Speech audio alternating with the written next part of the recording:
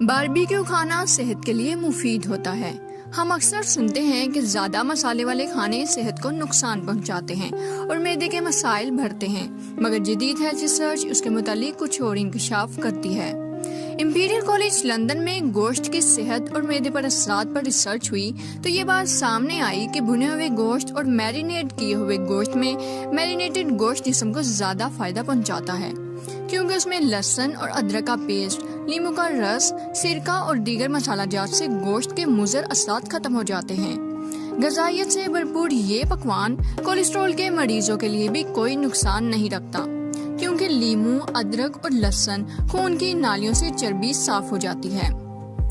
بھنا ہوا گوشت تو صرف صحت مند لوگ کھاتے ہیں، مگر میرینیٹ کیا ہوا گوشت دل کے مریضوں اور ہائی کولیسٹرول والوں کے لیے بھی فائدہ مند ہوتا ہے، بشرط کہ گوشت کو مکمل طور پر ہضم ہونے دیا جائے اور اس کے ہاضمے سے پہلے اگلا کھانا نہ کھایا جائے۔